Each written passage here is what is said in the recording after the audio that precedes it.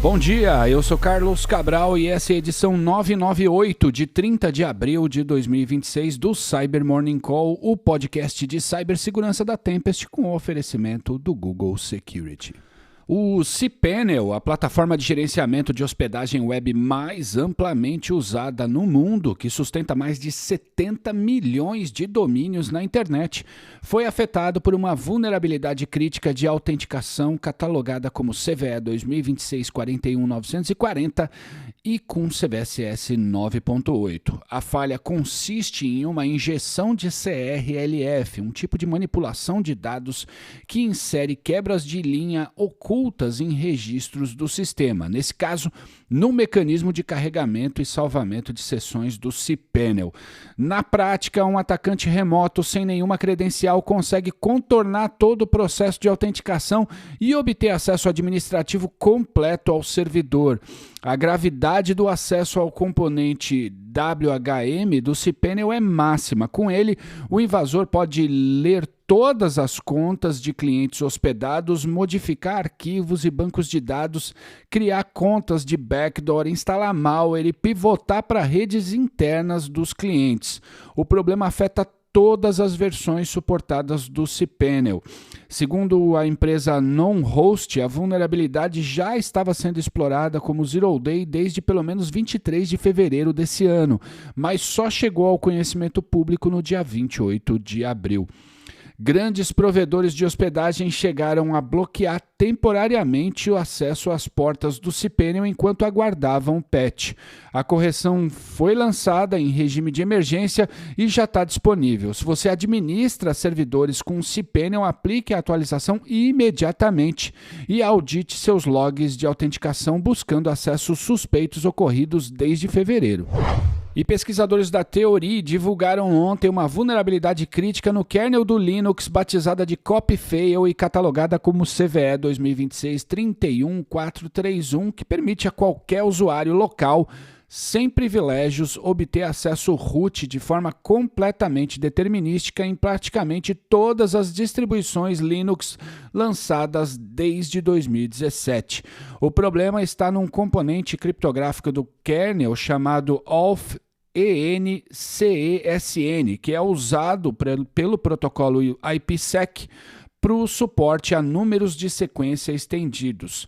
A questão técnica é que esse componente executa uma escrita de 4 bytes fora do seu limite autorizado, afetando diretamente o cache de memória do kernel. Esse cache é exatamente o que o sistema operacional usa para carregar executáveis, de modo que um atacante consegue modificar silenciosamente o conteúdo de um binário na memória sem alterar o arquivo no disco, burlando qualquer ferramenta de segurança que monitore o sistema de arquivos.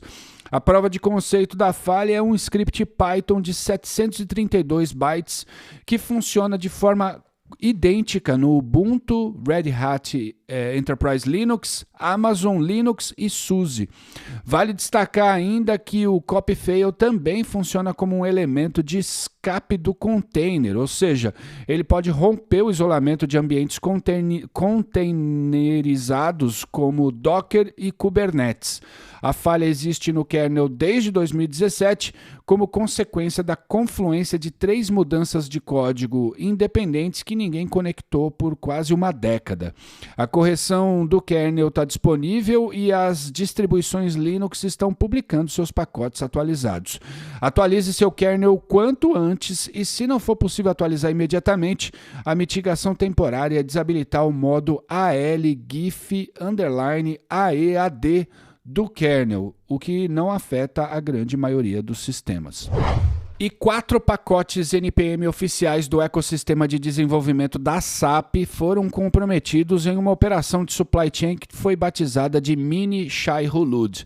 Os pacotes afetados, todos já removidos do registro NPM, são o @capjs SQLite, @capjs Postgres, @capjs DB Service e o MBT.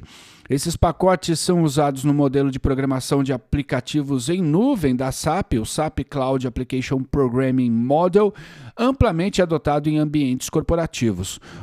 O ataque foi atribuído com alto grau de confiança pela WIS ao grupo Team PCP, o mesmo responsável por operações anteriores contra a ferramenta de segurança Trivy, os gerenciadores de senhas Bitwarden CLI e o pacote de IA Lite LLM, dentre outros que eu venho falando aqui no Cyber Morning Call. A cadeia de ataque começa com a inserção de um script malicioso de pré-instalação no arquivo de configuração dos pacotes. Quando um desenvolvedor ou um sistema de CI/CD faz o npm install, esse script é executado automaticamente, baixa o runtime run do GitHub e utiliza ele para rodar um payload altamente ofuscado de 11 MB. O payload rouba tokens do GitHub, do NPM, chaves SSH, credenciais da AWS, Azure, GCP e Kubernetes, segredos de pipelines de CI/CD, senhas salvas em navegadores como Chrome, Edge, Safari e até busca por credenciais diretamente na memória do processo de build. Tudo isso é criptografado e enviado para repositórios públicos criados na própria conta GitHub da vítima, tornando o tráfego malicioso indistinguível do uso normal. O malware ainda contém uma lógica de propagação, de autopropagação, por isso a referência ao Shai-Hulud. Ele usa os tokens roubados para publicar versões envenenadas de outros pacotes do mesmo mantenedor.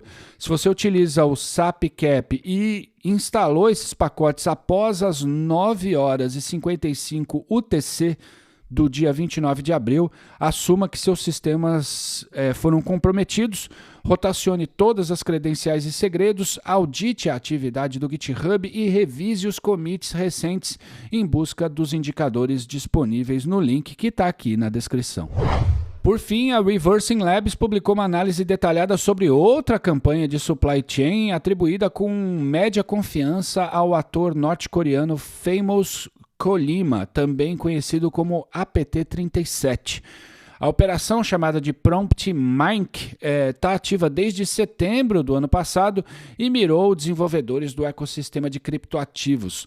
O vetor de infecção é uma estratégia em duas camadas. O atacante publica pacotes NPM que parecem ferramentas legítimas para projetos de cripto, os chamados pacotes ISCA. Esses pacotes ISCA não contêm código malicioso em si, mas listam como dependência um segundo pacote, esse sim malicioso, que é instalado automaticamente em conjunto. Essa separação entre ISCA e payload dificulta a detecção por scanners de segurança. O caso que os pesquisadores deram destaque foi o comprometimento do OpenPol Graveyard, um agente de trading autônomo de cripto. Em 28 de fevereiro, um commit nesse projeto adicionou o pacote ISCA /Solana-Launchpad/SDK como dependência. Destaque para o fato de que esse commit foi feito de forma, entre aspas, coautorada pelo modelo CloudOpus da Anthropic, operando como agente de codificação autônomo. O que aconteceu aqui não foi uma falha no modelo em si, mas sim uma demonstração de que agentes de IA podem ser manipulados de modo a referenciar pacotes maliciosos quando os atacantes constroem documentação convincente o suficiente para enganar o agente. Uma vez instalado, o payload rouba arquivos de configuração, credenciais de carteiras de cripto, instala chaves SSH para o acesso remoto persistente e, na sua versão mais recente em Rust, comprime e extrai projetos inteiros, incluindo código-fonte e propriedade intelectual. Se você usa agentes de IA para geração autônoma de código, implemente uma revisão humana de todas as dependências adicionadas, especialmente em ambientes de desenvolvimento de cripto. Fim do Cyber Morning Call de hoje. Obrigado por estarem aqui comigo e tenham um bom feriado. Tchau. Eu gostaria de fazer um pedido a vocês. A gente está chegando no episódio 1000 do Cyber Morning Call e eu gostaria de fazer uma coisa legal quando a gente atingir essa marca. Eu queria saber se você tem alguma história com esse podcast, se você tem alguma história com o Cyber Morning Call, se ele te ajudou a proteger seu ambiente, a estudar alguma coisa, a conseguir um emprego, sei lá, qualquer história vale, e as melhores serão lidas por mim no material especial que a gente está bolando por aqui. Então, se você tem algo a dizer sobre o Cyber Morning Call, essa é a hora. Manda a sua história nos comentários do Spotify, caso você ouça esse podcast por lá, ou por e-mail para mim, cabral@tempest.com.br. Tchau!